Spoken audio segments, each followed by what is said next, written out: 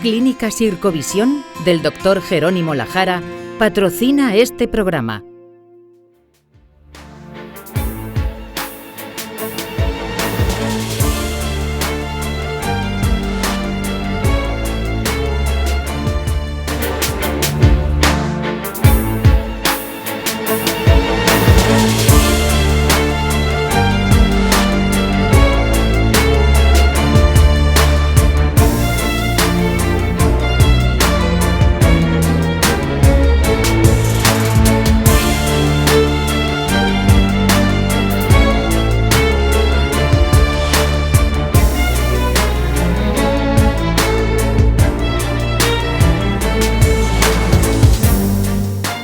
Bienvenido a La Salud en tus manos, un programa que hacemos aquí en Popular Televisión y que también emiten nuestros amigos del grupo Cadena Media. Hoy vamos a hablar de los cálculos renales. En España hay más de 2 millones de personas que tienen cálculos renales. La manifestación clínica más frecuente es el cólico renal. En este programa vamos a ver los distintos tipos de cálculos que hay, las manifestaciones clínicas, si podemos prevenirlo y cuáles son los tratamientos más adecuados. Para todo ello contamos en el plató con los siguientes invitados. Manuela Guillén, gracias Manuela por venir. Juan. Ya eres muy conocida por la audiencia, por tu frecuente participación, de lo cual te estamos muy agradecidos. Pues gracias a ti siempre, Juan. Tú eres médico especialista en medicina familiar y comunitaria y profesora de medicina aquí en la UCAM. Eso es. Antonio Romero, gracias Antonio, también formas parte del equipo habitual del programa. Encantado de estar aquí. Médico especialista en urología en el Hospital Morales Meseguer y también profesor de urología aquí en la UCAM. Y Pedro López Cubillana, gracias Pedro, que también te estás incorporando de manera habitual. Tú eres médico especialista en urología en el Hospital Virgen de la Risaca y profesor de urología en la UCAM. Eso es. Hemos sacado las cámaras a la calle para ver qué le gustaría saber a la gente sobre el tema que vamos a tratar hoy. Doctor, ¿cómo se puede detectar un cólico nefrítico?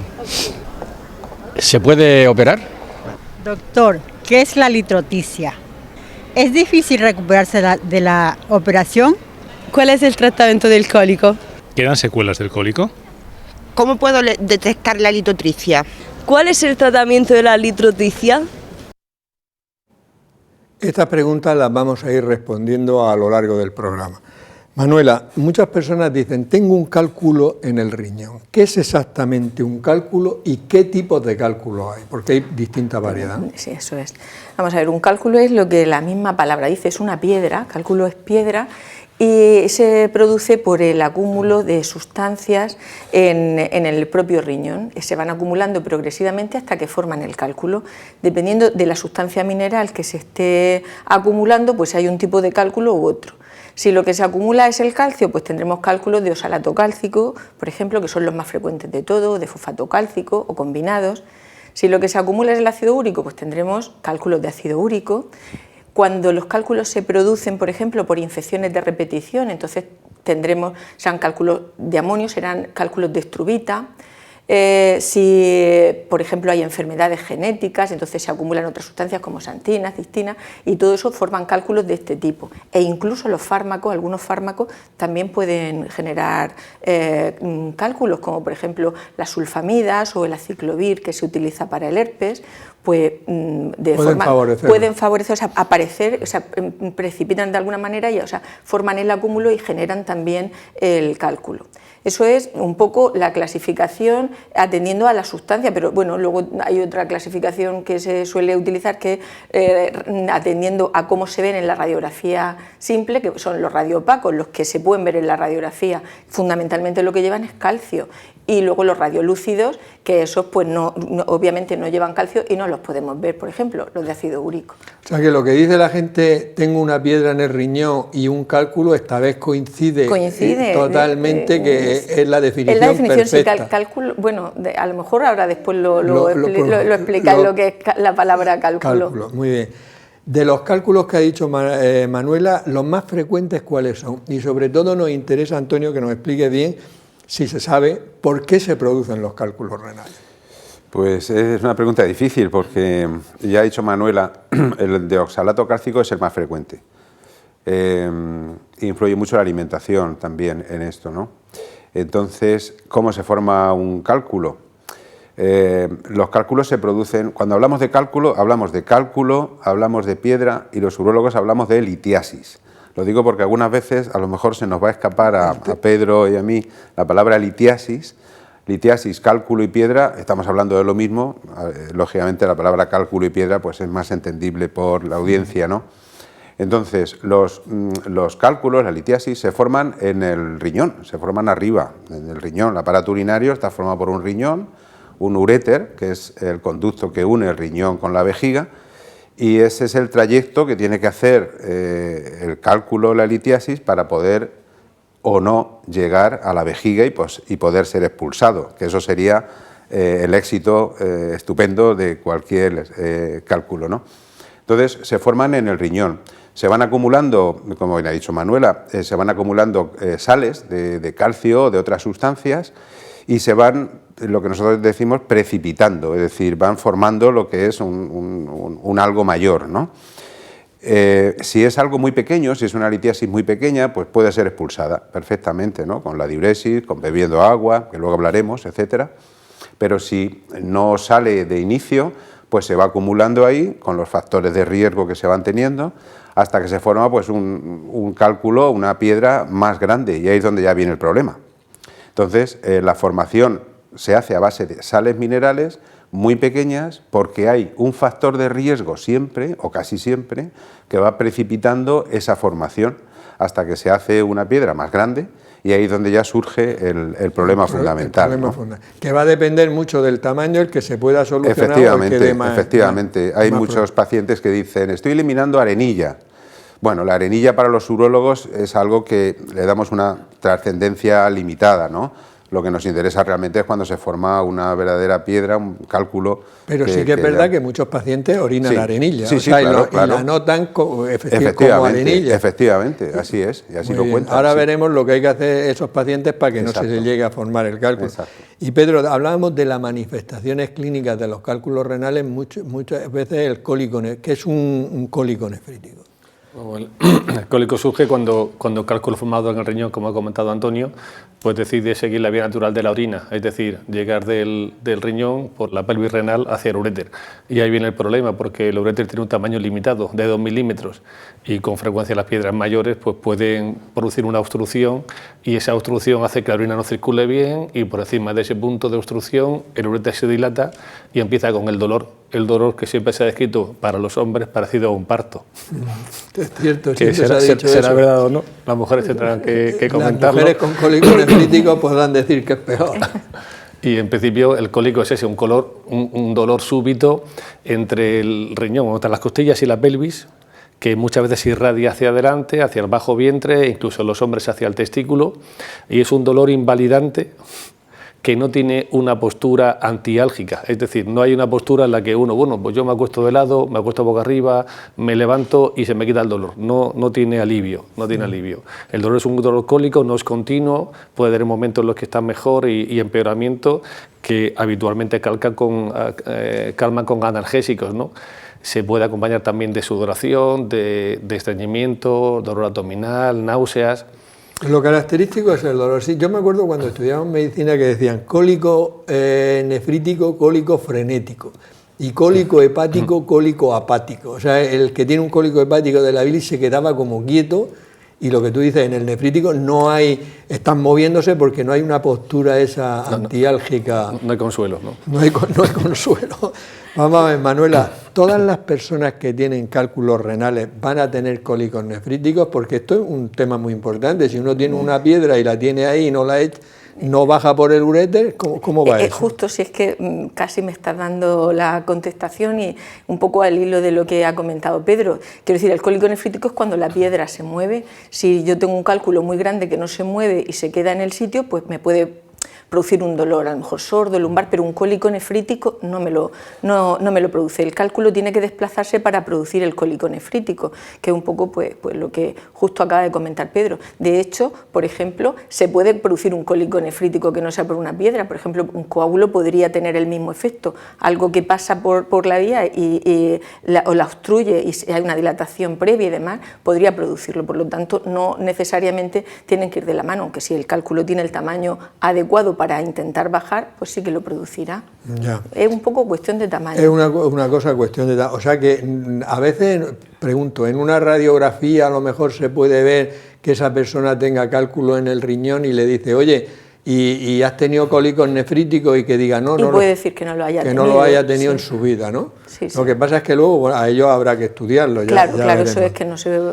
Y una persona, Antonio, que haya tenido un cólico nefrítico, después de lo doloroso que hemos dicho que es, le dará mucho miedo pensar, dice, ¿y si me da otro? Es muy frecuente que dé otro, y si hacen los tratamientos de los cuales hablaremos después, las posibilidades de tener otro bajan muchísimo. ¿Cómo está eso? Claro, yo creo, antes de nada, definir lo que... Porque claro, hablamos de la palabra cólico y no hemos dicho qué significa cólico. Cólico significa aumento de intensidad de dolor, baja intensidad de dolor. Aumento de intensidad de dolor, entonces vale. Esa es la palabra cólico para que no está. A ver, una persona que ha tenido, un paciente que ha tenido un cólico nefrítico tiene 5 veces más posibilidades de poder tener otro en los próximos 2-3 años, eso lo sabemos nosotros. Claro, el hecho de que se pueda producir un nuevo cólico nefrítico va a depender de muchos factores. Uno de ellos, que hablaremos luego probablemente, sean de los factores de riesgo, que nosotros hablamos, factores predisponentes. Si un paciente ha tenido un cólico nefrítico y se llega a un diagnóstico certero y se ponen las medidas oportunas para poder intentar prevenir que se vuelvan a producir esos acúmulos de arenilla y formar otros cálculos, pues estaremos encantados todos, ¿no? Sobre todo el paciente. Pero claro, todo va a depender de si esos factores de riesgo se han solucionado o no. Un paciente que empieza a asumir que debe beber más agua, que debe moderar su dieta, etcétera, etcétera, pues va a tener menos riesgo de poder repetir ese cólico nefrítico en un futuro. Si no es así, probablemente vuelva a tenerlo, casi con toda seguridad. O sea, que los que no hagan caso a lo que les recomienda el médico que lo esté viendo, el urólogo, el médico de atención primaria en otros casos, como no le haga caso, tiene muchas posibilidades de repetirlo. Y si le hace caso, luego veremos, pero bastante. Sí, sí. Nos has comentado antes, Pedro, los síntomas del cólico nefrítico, pero es un dolor tan intenso que requiere a veces tratamientos también intensos, ¿no? Y el paciente debe tener mucho miedo, pero dura mucho o es independiente en unos casos, o sea que uno a lo mejor le dura 2 horas y a otro le dura varios días. ¿Eso es así o no? Es variable. Lo que, en principio, la idea es que en principio, ya lo veremos más adelante, el tratamiento del cólico, pero alguien que tiene un cólico es un dolor súbito y, como ha comentado Antonio, ¿no? Intensidad variable, que con altibajos, ¿no? Y es un dolor que no cede con reposo, lo que hemos comentado anteriormente, ¿no? Que no es el típico dolor que me duele la espalda. Siempre decimos aquí, ¿no? Tengo dolor de riñones. Ese dolor de los riñones no es de los riñones habitualmente, es un dolor lumbar. El dolor lumbar, uno se acuesta o se pone algo caliente y se le suele calmar. Este dolor no, este dolor es un dolor que es invalidante, suele ser de un solo lado. No es excepcional que afecte a los 2 riñones, pero no es lo habitual. No es lo habitual. Y has dicho que suele empezar de golpe, has dicho eso súbito. Eso es. O sea, que no es que empiece poquito a poco, sino que de golpe te pega un dolor. Vale. Muy bien. En nuestra sección Palabras de Médicos, nuestro profesor de latín y griego, Juan Carlos Ferri, y nuestra experta en traducción, Mariluz Soler, nos van a decir el origen de varias palabras relacionadas con el tema de hoy. Muy buenas, en el programa de hoy vamos a hablar de diferentes términos como cólico nefrítico, litotricia o cirugía. Cólico puede referirse al colon o a cualquier intestino y se refiere a un dolor agudo con frecuencia causado por un espasmo, una torsión o una obstrucción. Si le acompaña el término nefrítico, quiere decir que hace referencia a ese órgano, al nefros, que en griego significa riñón, como en otras palabras que tenemos, por ejemplo, nefritis o nefrología. Este cólico que nos explicabas, Juan Carlos, puede producirse muchas veces debido a una obstrucción por cálculos renales. Para deshacerse de estas piedras o cálculos, una de las técnicas más utilizadas es la litotricia. Significa literalmente aplastar piedras, pues lithos en griego es piedra y tritus viene del verbo tripto, que es triturar. Si no es suficiente con una litotricia, hay que recurrir a la cirugía.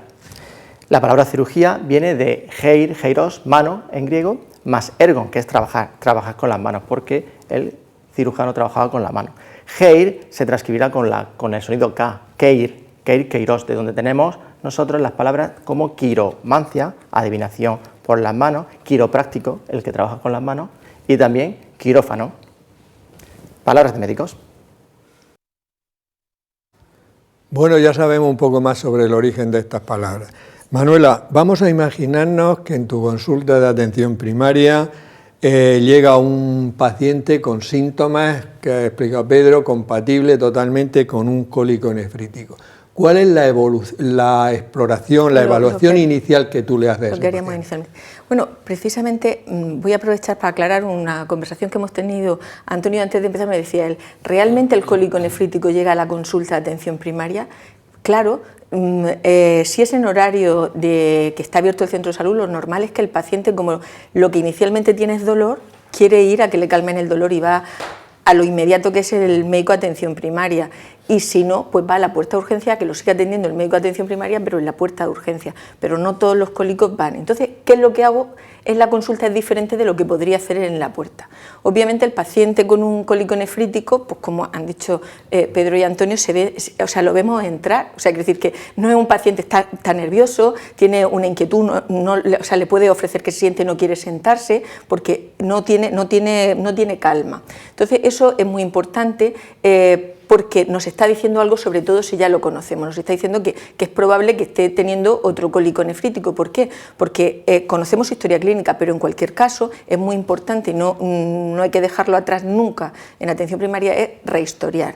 Hay que hacer una historia clínica, los antecedentes personales, si ha tenido piedra anteriormente, obviamente será más probable que esto sea un cólico nefrítico, hay que ver los antecedentes familiares y enfermedades genéticas que los pueden producir, hay que ver metabólicamente cómo es ese paciente, si tiene una hiperuricemia, si por ejemplo ha tenido un hiperparatiroidismo, hay que preguntarle. También hay que preguntar las cosas que le vienen de familia, y luego hay que hacer una buena exploración física, porque es importante localizar bien el dolor, hay que ver las características de ese dolor, entre otras cosas porque nos pueden ayudar a separar cosas también importantes de que no son cólicos nefríticos, hacer un diagnóstico diferencial, yo que sé, pues con cosas a lo mejor más frecuentes como una apendicitis o con otras menos frecuentes como un aneurisma, pero son entidades importantes con las que también tenemos que valorarlo. Por lo tanto, lo que siempre hacemos los médicos de atención primaria, historia clínica de exploración, pero también hay que hacerle una tira de orina por más denostada que esté, porque nos da información.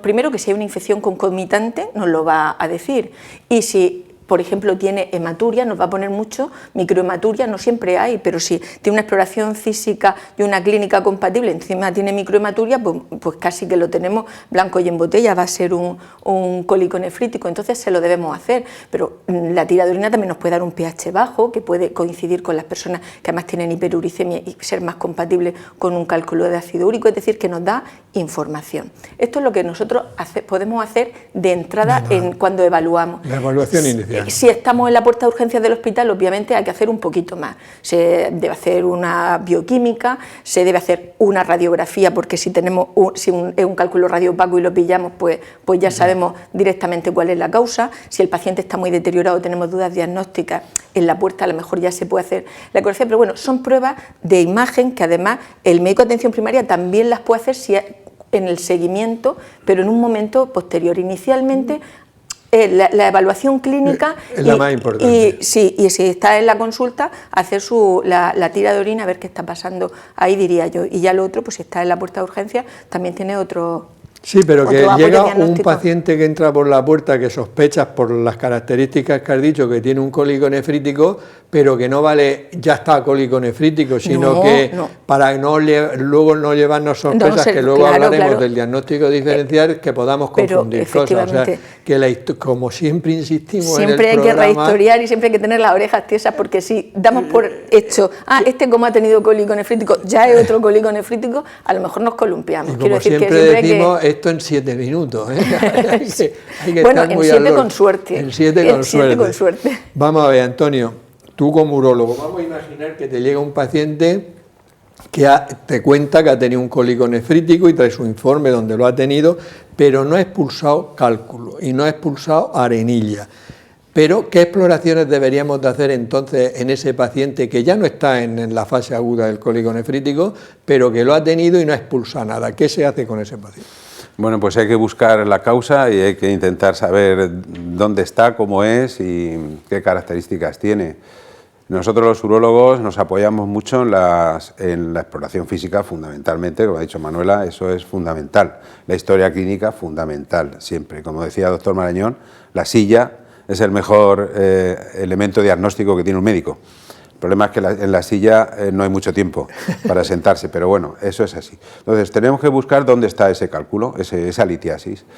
Las exploraciones radiológicas son para nosotros fundamentales.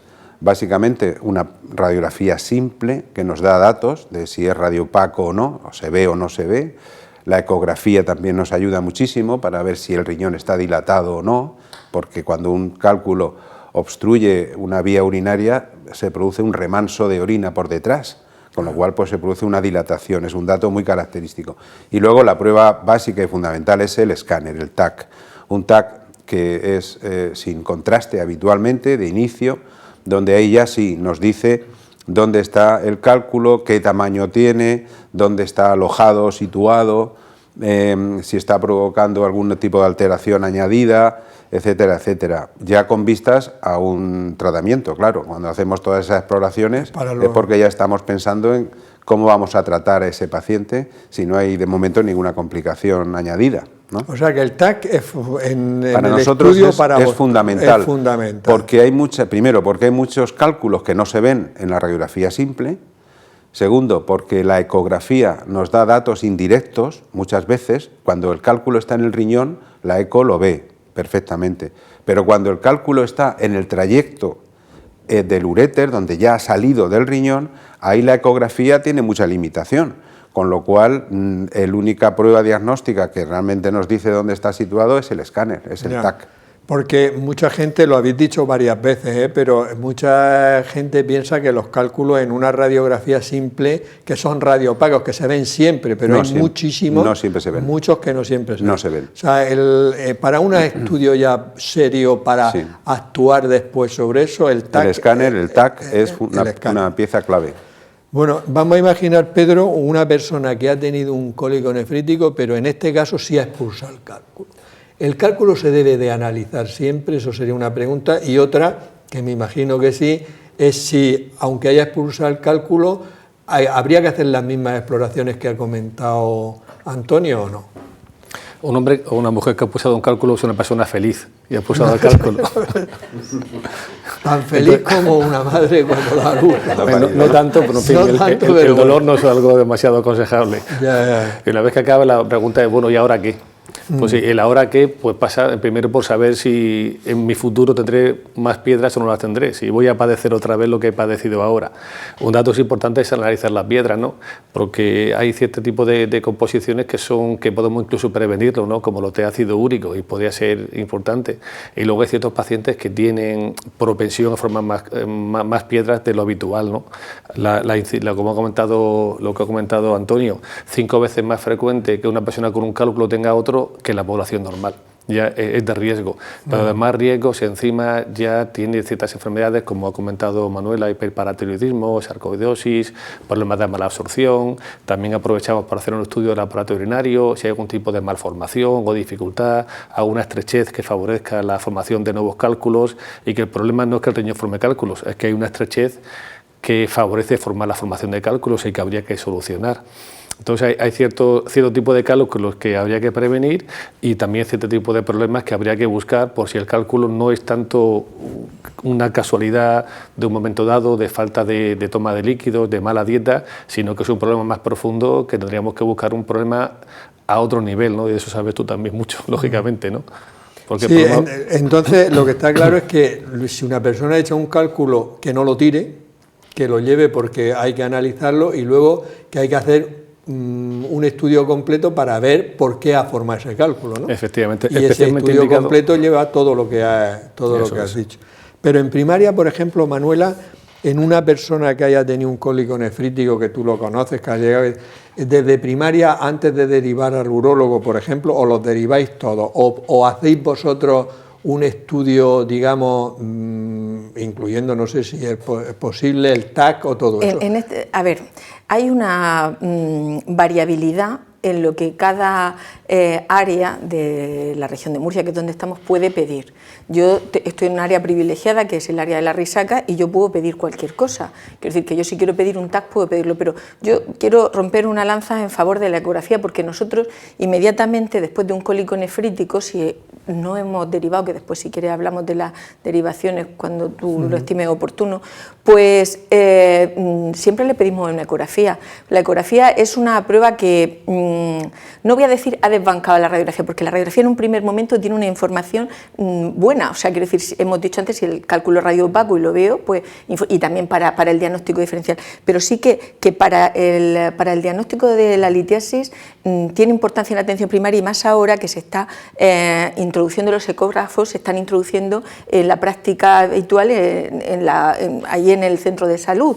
Entonces, es una prueba que es es muy sensible, pero sobre todo es muy específica. Si nosotros un cálculo grande y lo vemos y hay un cálculo, el cálculo está, entonces es importante, pero claro, obviamente si queremos llegar a más, que nosotros normalmente antes de llegar al TAC solemos derivarlo, pero bueno, si en alguna ocasión queremos hacerlo, podemos mandarlo ya con el TAC pedido también, pero es verdad que para llegar a ver exactamente dónde está, ver todo, localizarlo por el tipo, para programar el tipo de intervención que se tiene que hacer, eso obviamente yo creo que es totalmente lo que ha dicho Antonio, hay que hacer su TAC y eso, pero nosotros la ecografía llegamos siempre, y lo otro pues depende de donde estemos, donde tengamos la suerte de estar trabajando. Pero que sí que parece claro, ¿no?, que una persona que haya tenido un cólico nefrítico y tal, sí hay que hacerle un TAC, y que luego haya que tomar una serie de decisiones a raíz de esas exploraciones, que el urólogo tiene que estar ya en el circuito. Yo creo que cuando se ve que hay una piedra, pues bueno, ahora pero que sí que obviamente creo que hay que hacer una derivación. Consultar con ella. Sí. Muy bien. Y Antonio, hemos dicho que los síntomas son bastante característicos, pero en medicina al 100% no existe. ¿Con qué otras enfermedades se podría confundir la clínica de un cólico nefrítico? Lo que nosotros llamamos en medicina el diagnóstico diferencial. Pues lo ha explicado Pedro muy bien. El dolor es tan característico que para nosotros no hay duda, tanto atención primaria como especializada, no hay duda ninguna, es decir, es un cólico muy típico, es un dolor muy típico. Un dolor de espalda, una lumbalgia, pues se podría confundir. Un dolor de espalda, pues podría confundirse. Yo he visto lumbalgias que luego han tenido cálculos renales, pues sí, porque en medicina, como tú muy bien has dicho, no hay que dar nada por asumido, pero hay que fiarse de los signos clínicos que te está mostrando el paciente. Si el paciente te está mostrando unas cartas, tú tienes que seguir por ahí, ¿no? Pero cualquier dolor de espalda hay que hacer el diagnóstico diferencial. La eliminación, como decía Manuela, de no una piedra, sino un coágulo. Por ejemplo, una lesión en el riñón que sangre puede producir coágulos. Esos coágulos llevan el mismo camino que una piedra, por el uréter, por tanto pues puede dar dolor. Cualquier compresión fuera del uréter, algo que esté comprimiendo esa vía urinaria, puede dar un dolor parecido. No sé, incluso un dolor testicular a veces puede irradiarse en sentido contrario también, ¿no?, por la inervación. Entonces hay que sentarse y hay que ver y hay que estudiar. Como decíamos en un programa, solo se diagnostica lo que se sabe. Sí, exactamente. Lo que no se sabe no se diagnostica, ¿no? Eso es muy importante. Eso es muy importante. No, que es fácil en principio el diagnóstico, pero que el médico no se queda en eso y siempre piensa otras posibilidades. En todas las patologías siempre hacemos un diagnóstico diferencial, siempre. ¿Y el tratamiento, Pedro? ¿Cuál es el tratamiento del cólico nefrítico? Imagínate que una persona está en su casa y el dolor. Lo lógico es que ¿qué hace? ¿Se va a urgencias, se toma algo y ve que no le pasa? Y luego ya el tratamiento que vosotros hacéis. El tratamiento del cólico nefrítico es analgesia. Ya nadie hay que decirle lo que tiene que hacer. Cuando uno está en casa, le duele la cabeza, le duele una muela o le duele el riñón, se toma algo obviamente no sea alérgico, ¿no? Un paracetamol, ibuprofeno, y va a urgencias cuando ese dolor, mire, yo en mi casa me he tomado 3 Norotiles, un ibuprofeno y esto no se me calma, ¿eh? En un hospital, una puerta de urgencia, el dolor no debe existir. O sea, tenemos todo tipo de medicación para solucionar el dolor de ese paciente, ¿no? El problema es que una vez que esté solucionado ese dolor, ¿cuál es el siguiente paso? Es decir, ya el paciente llega con dolor y ya se queda sin dolor. ¿Ahora qué hacemos? El problema es que hay ciertos pacientes, un mínimo de pacientes, que hay que hacer algo más. Y algo más quizás sea una derivación urinaria, tenemos instrumental para poder permitir que el riñón se desobstruya, que lo usamos en muy contadas excepciones, ¿no? Y habitualmente el dolor se puede controlar. El problema es que el paciente, una vez que le hemos quitado el dolor, la pregunta es, bueno, ¿y mañana cómo voy a estar? Claro, porque uno dice, vale, se me ha quitado el dolor y mañana ¿qué? Porque si el cálculo está ahí y tiene que seguir su trayecto del uréter a la vejiga, puede seguir doliendo después. Porque hay veces, decía yo antes, hay veces que hay gente que se tira, o sea, que le quita el dolor, pero a las 6 u 8 horas vuelve otra vez a tener el dolor. Claro, la idea es saber, gracias al TAC, o sea, ahora mismo tenemos mucha tecnología y fácilmente accesible, ¿no? Y sabemos que el tamaño del cálculo y su posición es muy importante, y si el cálculo está muy bajo, ya casi llegando a la vejiga, quizás valga la pena aguantar un poco más. Si el cálculo es pequeño, ya se sabe que el 95% de los cálculos que miden por debajo de 4 milímetros son expulsados en 6 semanas. También depende del paciente, si quiere, bueno, yo pues ya sé lo que hay, yo tomo medicación en casa, excepcionalmente voy al hospital a que me calmen el dolor, pero yo ya sé mi futuro cuál va a ser a corto plazo. Si la piedra es grande, si está más alta, pues quizá haya que hacer algo más. Ya, no, o sea, que parece una cosa como muy sencilla, pero no es tan... O sea, vosotros lo tenéis muy claro todo lo que hay que hacer, pero has dado unos datos, por ejemplo, si el cálculo tiene menos de 4 milímetros, el 95% lo va a expulsar. En 6 semanas. En 6 semanas, o sea que tiene que prepararse porque en 6 semanas le puede doler cuando quiera. Ya, claro, y también el paciente es autónomo. Pues mire, a mí yo no quiero ningún tipo de intervención, yo ya sé cómo estoy, soy perfectamente consciente y por tanto, pues yo prefiero estar quieto. Si tengo que ir a urgencias iré, pero si no, yo ya sé que esto, la estadística va a mi favor, que la piedra la voy a expulsar. Vale, sí, pero son datos muy importantes. Y Manuela, ¿cómo que vosotros en primaria daréis muchos consejos para intentar que no repita? Aunque luego hablaremos de dieta y de todo eso, profundizaremos, pero de manera general. Sí, a ver, hay dos cosas que, o sea, en términos generales, ante cualquier cálculo, hay consejos que podemos dar a nuestros pacientes que muchos de ellos ya lo saben. Por ejemplo, si yo les digo, tenéis que beber agua, como mínimo 2-3 litros, eso ya lo sabe, está como muy intronizado en la población. Lo que pasa es que, bueno, pues ¿qué tipo de agua? Pues es mejor tomar aguas alcalinas. Hay un problema, tienen que ser aguas alcalinas que no tengan burbujas. Todo lo que tiene burbujas no es bueno porque lleva sodio. Yo eso incluso se lo digo a los pacientes cuando quieren el paracetamol, lo quieren efervescente. Yo les digo, no, efervescente no, que lleva sal, porque la dieta es la otra cosa importante que podemos decirle en general a todo. En general, una dieta baja en proteínas sería lo ideal, y además una dieta baja en sal en lo que habría que darle a este tipo de pacientes. Después, si queréis, profundizamos un poco en las demás cosas. Y luego, de forma precisa, también dependiendo del tipo de cálculo, también podemos darle unas indicaciones o podemos darle un tratamiento para evitar que continúe. Nosotros podemos, para alcalinizar, por ejemplo, en un paciente que tiene un cálculo de oxalato cálcico, podemos darle citrato o podemos darle algunos diuréticos ahorradores de potasio que también son útiles. Si, por ejemplo, el cálculo que tenemos es de ácido úrico y el paciente es hiperuricémico y está tomando unas determinadas dosis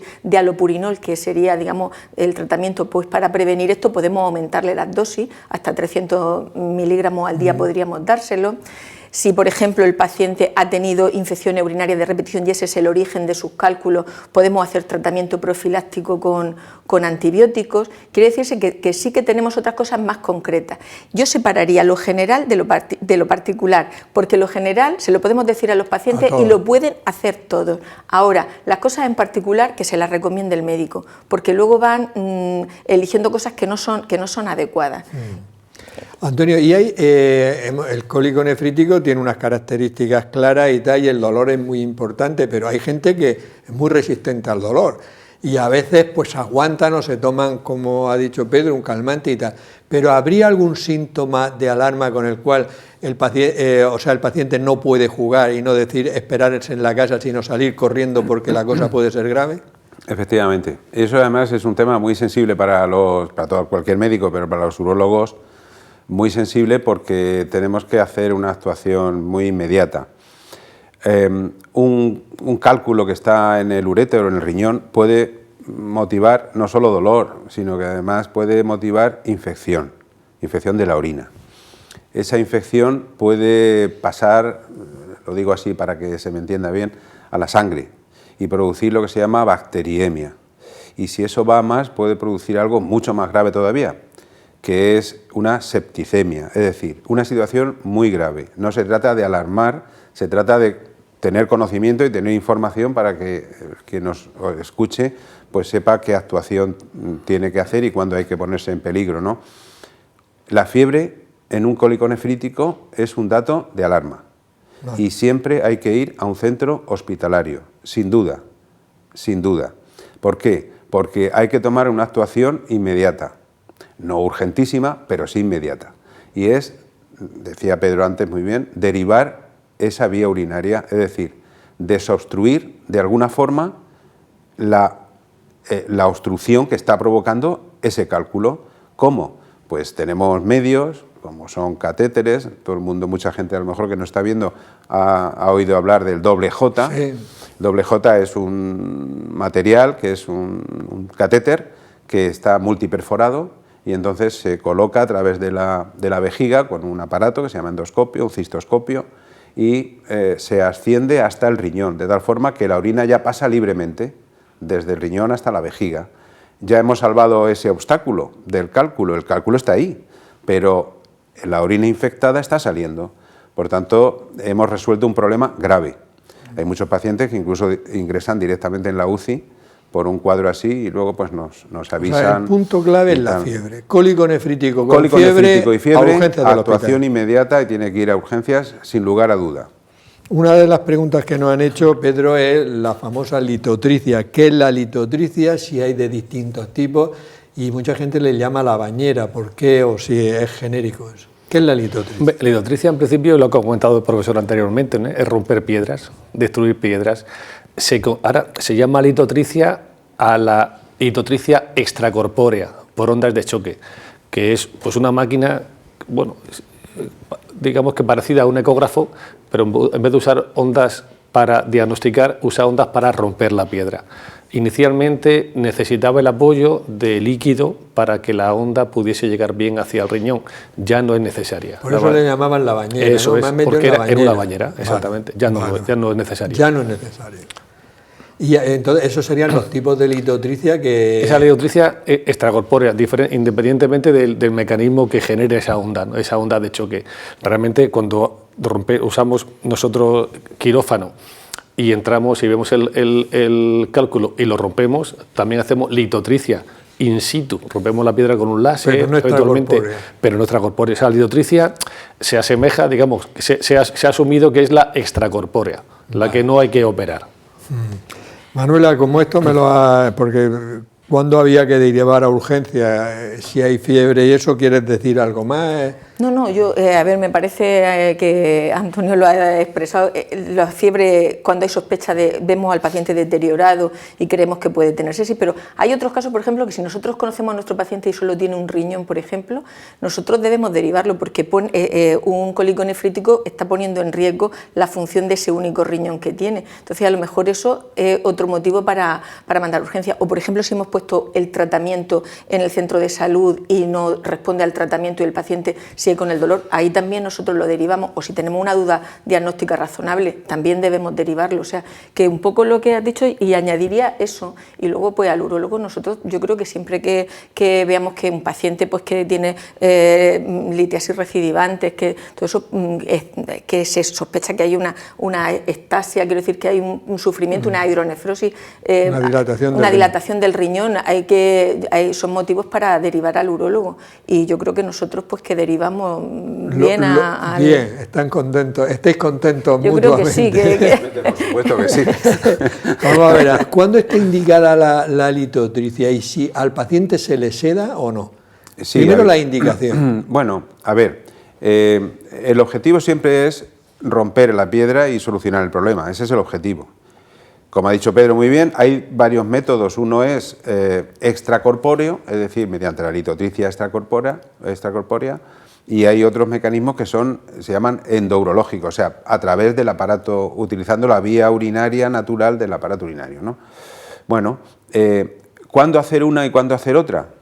Pues muchas veces depende de los medios que uno tenga en su hospital. Eso es así. Si tienes un armamento muy grande con muchas opciones de aparataje para poder solucionar un problema, tú puedes poder elegir la que mejor le puede corresponder a ese paciente, ¿no? Si no tienes láser, no tienes no tienes experiencia, pues bueno, pues hay otros medios, ¿no? Pero básicamente se trata de eso.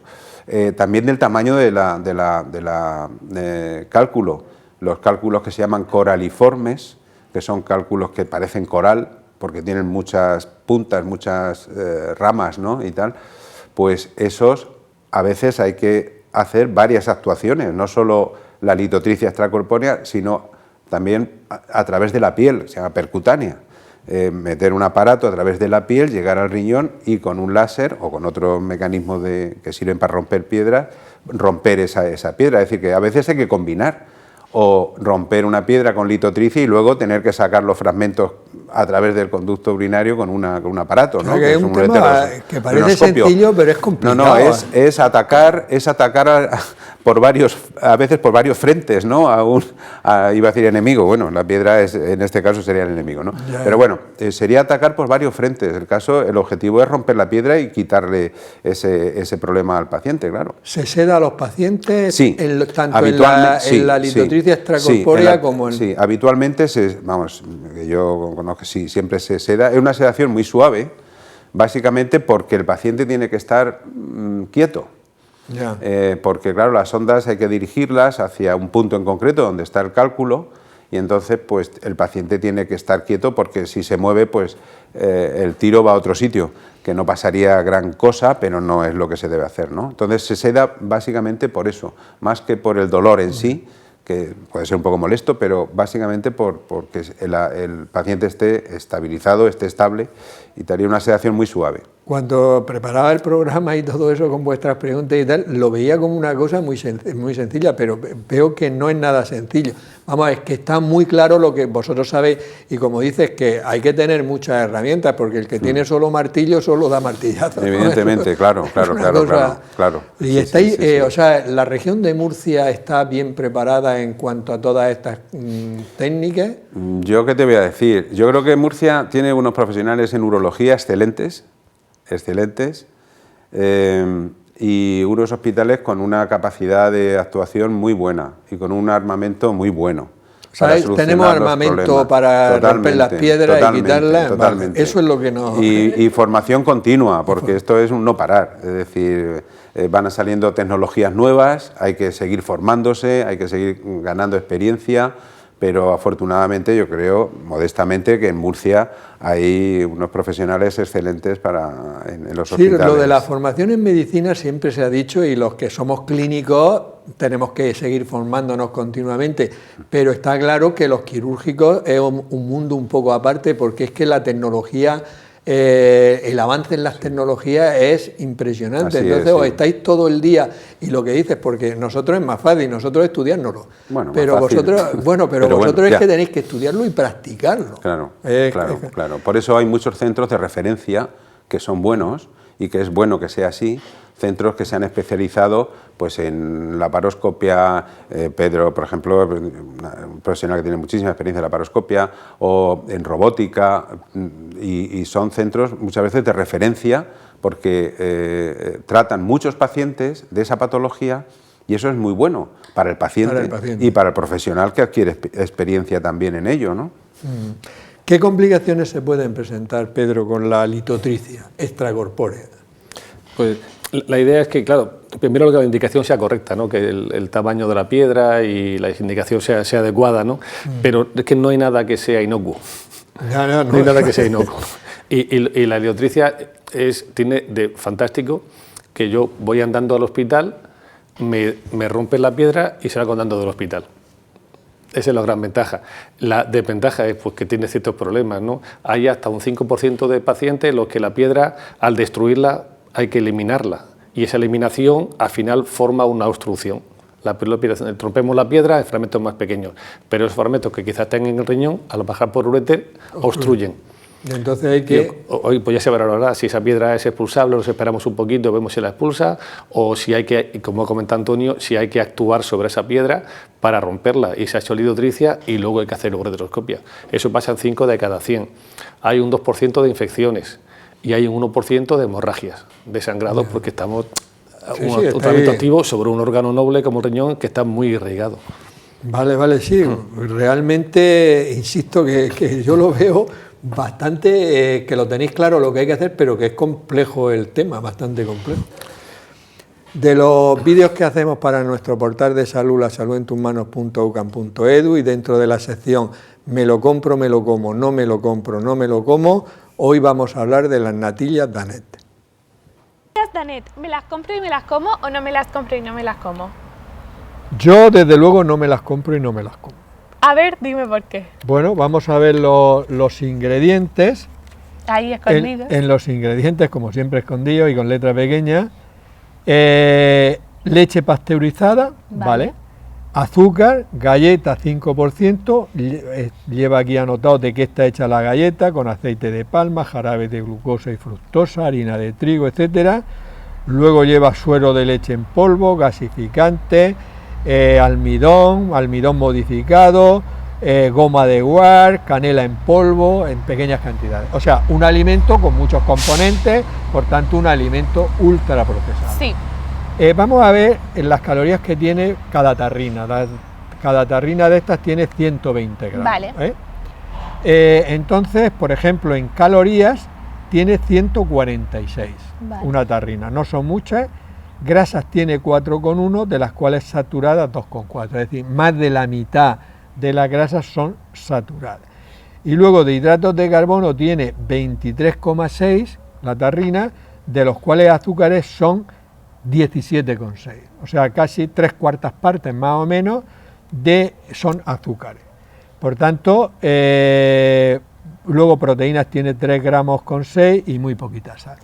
Es un alimento que tiene mucho azúcar, porque una tarrina ya tiene 17 gramos de azúcar, y grasas saturadas. Vale. Desde luego hay alimentos mucho más saludables que este como postre, Por tanto, esto sería para tomarlo de manera excepcional, pero totalmente excepcional, ya que sobre todo es bastante rico en azúcar.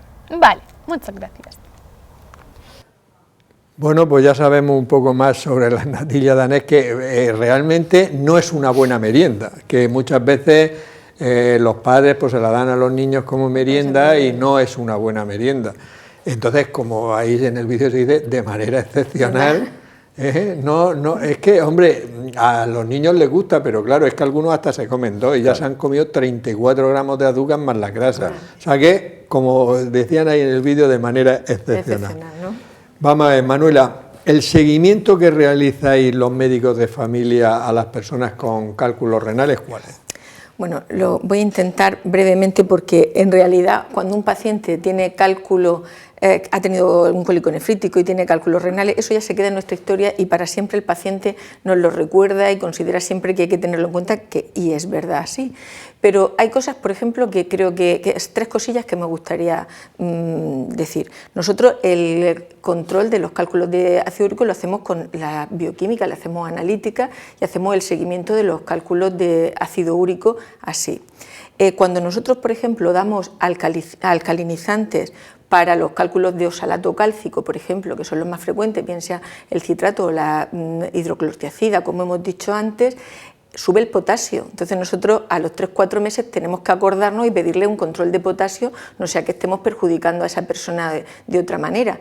Y luego en los cálculos de, por decir un poco de cada uno, de las infecciones, pues a lo mejor conviene, si vemos que tiene mucho, hacerle cultivos seriados para ver si detectamos alguna bacteria o podemos hacerlo. Eso, además del seguimiento que hacemos siempre de nuestros pacientes, tengan lo que tengan. O sea que es importante, sí, pero ya tienes cosas específicas sí, que hacéis, el tema del ácido úrico, las tiacidas, lo otro. Sí. Y Antonio, las famosas hierbas rompepiedras, yo me acuerdo que hace 1000 años estaba la herbensurina.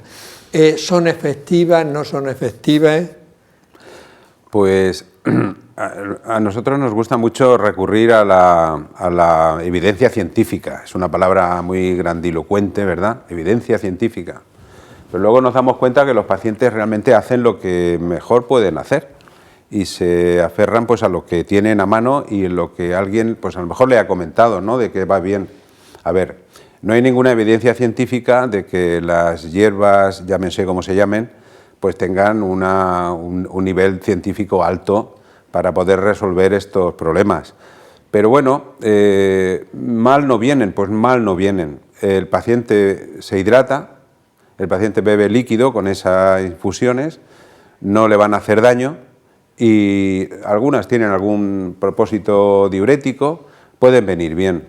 Por tanto, evidencia científica no hay, pero en la práctica rutinaria sí que hay una gran demanda de este tipo de hierbas, ¿no? Por tanto, se consumen. Es lo que has comentado, que por lo menos se toman las infusiones, claro, y por lo menos están aumentando la cantidad. Efectivamente, decimos, bueno, pues muy bien, líquido. tómelas usted y si toma 1 litro de agua además del otro, que tiene que ser bueno que sean 2 o 3, pues fantástico, adelante. ¿Y cuál es el porcentaje de éxito en la litrotricia, Pedro? ¿Y se puede repetir? O sea, ¿hay veces que se hacen varias sesiones o no? El porcentaje de éxito depende del tamaño, ¿no?, como hemos comentado antes, ¿no? Pero hasta 10 milímetros el porcentaje de éxito es muy elevado y a nivel de uréter compite, si se puede decir así, sí, sí, con los tratamientos endoscópicos. O sea, ureteroscopia, que es el quirófano, frente a la litrotricia, que es a nivel ambulatorio, los resultados son similares. Mejor ureteroscopia, endoscopia, cuando la piedra está más cerca de la vejiga, quizás mejor o similar cuando la piedra está más cerca del riñón, cuando la piedra es más grande parece que es mejor, por encima de 10 milímetros es algo mejor a la litrotricia, o sea, compiten ahí, pero en cualquier caso por en torno al 80% de éxito de las dos técnicas. Tanto 80% una como otra. De éxito, está bien. Bien indicada, sí. Vamos a ver, Manuela, hemos dicho que el cálculo más frecuente es de oxalato cálcico, las verduras tienen oxalato, la leche tiene calcio. Entonces, vamos a ver, ¿hay que disminuir la cantidad de verduras? ¿Hay que disminuir la cantidad de leche? Bueno, voy a intentar sintetizar brevemente porque me han dicho claro, ya que estamos... Porque de esto hay escrito y unos que dicen unas cosas, otras. Vamos a ver, efectivamente las verduras tienen oxalato, hay que tomar verduras, unas tienen más que otras. Entonces lo que tendremos que hacer quizá es restringir un poco aquellas que tengan algunos más oxalatos, por ejemplo las espinacas, las acelgas, los nabos, las coles, eso tiene más oxalatos, pues comer un poco menos de esas, pero verduras hay que tomar, porque el paciente que tiene litiasis debe tomar verduras en su dieta, no hay que quitarlas. Voy a recordar una cosa, nosotros los pacientes que tienen infecciones de orina le decimos que tomen arándanos, los arándanos tienen mucho oxalato, entonces Entonces, bueno, pues hay que valorar un poco el riesgo-beneficio.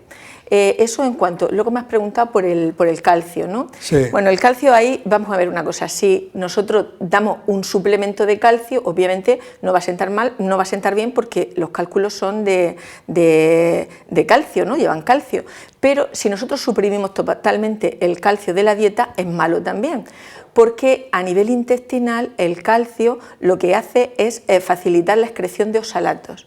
Si nosotros suprimimos el calcio y los oxalatos no se excretan, entonces pues, tendremos más y nos favorece, o sea, quiero decir, y favoreceremos el cálculo por otra parte. Por lo tanto, ¿qué es lo que hay que dar? Hay que dar lácteos, se pueden tomar lácteos, lo que no hay que dar es suplemento. Igual la vitamina C, por ejemplo, un metabolito de la vitamina C, el propio oxalato. No se hay que tomar nunca zumos ni nada. Hombre, no, si estamos dando citratos a veces para alcalinizar. No, lo que pasa es que lo que no hay que dar es suplemento. Por tanto, eso de comprarse en la farmacia complejos vitamínicos que llevan de todo lo que a mí me parece, eso no. Muy bien, no, ha quedado claro, pero es decir, verduras sí, quizás eliminar un poquito las que más tienen, las espinacas, acelgas, coles, etcétera, y leche la normal. Pero suplementos no. Ninguno, pero no quitarnos la leche porque se absorbe más oxalato. Exactamente. Vale. Y sal también hay que llevar cuidado, que aquí tomamos muchos salazones, tomamos muchos encurtidos, muchas cosas, y el sodio también es malo, ¿eh? Hay que... Parece que es importante restringir la sal, ¿no? Sí, en estos pacientes. Pacientes. Antonio, ¿hay algún tipo de agua que sea, porque esto también lo preguntarán mucho, y aquí en Murcia, ¿qué agua le recomendarías tú que tomara a una persona con cólico nefrítico? Bueno, en Murcia falta agua, lo sabemos ya, ¿no? Sí, entonces es una forma también de reivindicar. A ver, no hay por qué empeñarse en ninguna marca especial. Es decir, lo importante es que haya una buena hidratación, beber 2-3 litros de agua al día del grifo, no hay ningún problema, no de pozo, no de otras fuentes externas, que ahí sí que puede haber problemas, pero el agua del grifo tiene una saludable perfectamente. Otra cosa es el sabor. Bueno, eso ahí ya está.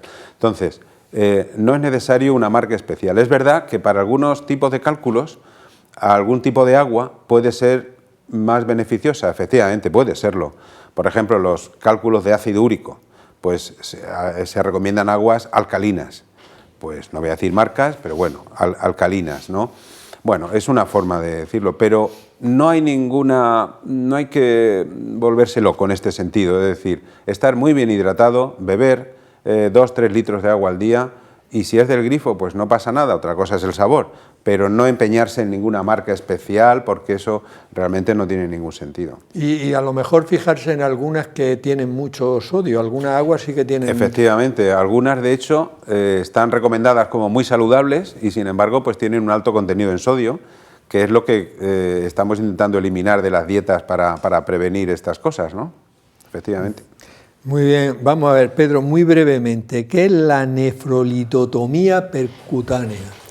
Pues digamos la tercera técnica, entre comillas, mínimamente invasiva que tenemos para tratar, lo digo entre comillas porque la nefrolitotomía percutánea es que a través del riñón o a través de la piel llegamos hasta el riñón. ¿Cómo? Pues te lo puedes imaginar. Tenemos que hacer un conducto artificial, digamos, una perforación de la piel hasta llegar al riñón. Y una vez en el riñón llegamos, pues te podemos mirar por el interior, una endoscopia, y la piedra tratarla, romperla. Digamos que es un método poco invasivo, más invasivo que la litotricia extracorpórea por ondas de choque, más invasivo que la ureterorrenoscopia, que es el tratamiento endoscópico que hemos comentado antes, pero la ventaja de que es más resolutivo a costa de ser más agresivo. Es como Antonio hace una cirugía que es muy bueno, que es SOLEP, la cirugía endoscópica de próstata, mucho menos invasivo que hacer cirugía abierta, efectivo igual, pero es menos invasivo, ¿no? La nefrolito es quizás más resolutiva y se reserva a piedras muy grandes o aquellas en las que ha fracasado las otras técnicas. Muy bien, clarísimo. Manuel, ¿hay también brevemente alguna relación entre el ejercicio físico y los cálculos renales? Hombre, la respuesta, eso es que el ejercicio físico moderado es recomendable. El ejercicio físico intenso no, porque cuando se hace, ahí puede haber destrucción muscular y cosas que pueden sentar mal. se ha hablado mucho, se dice que es bueno porque cuando se suda pues se pierde sodio y que eso es bueno, pero por otro lado te deshidratas cuando estás haciendo el ejercicio físico.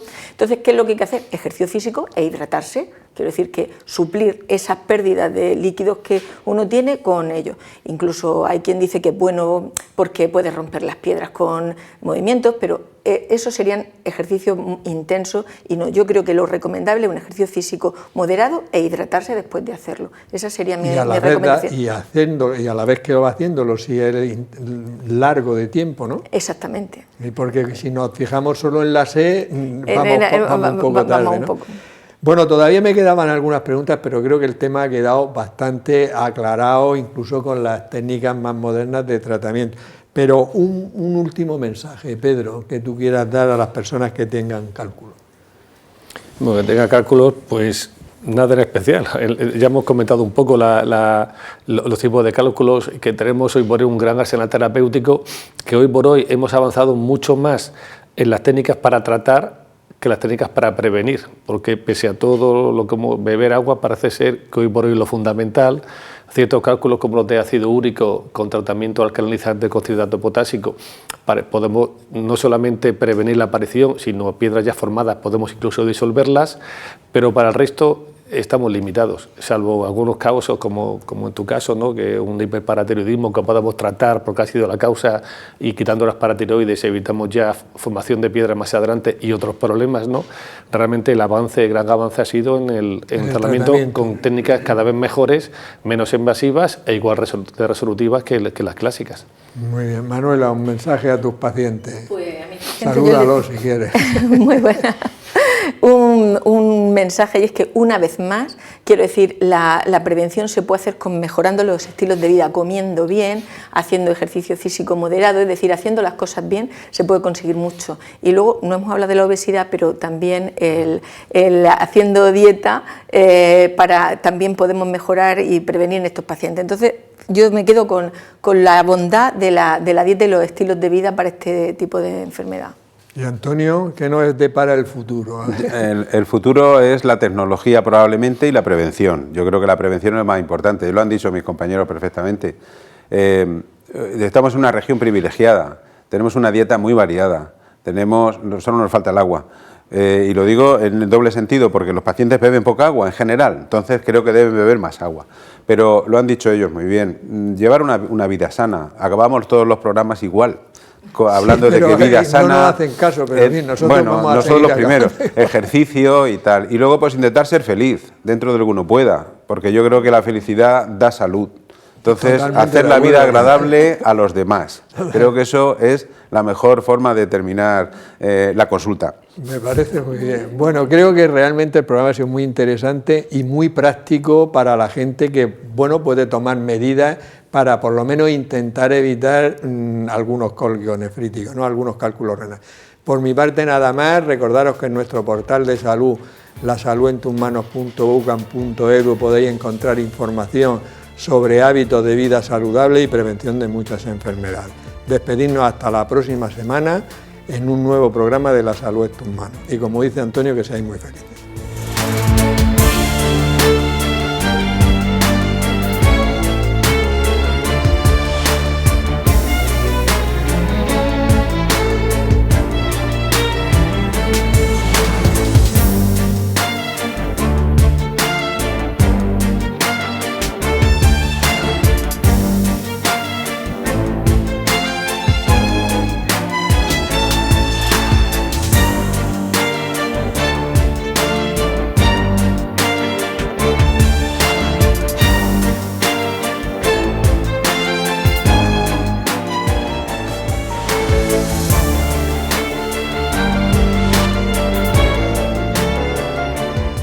Clínica Sircovisión del Dr. Jerónimo Lajara patrocina este programa.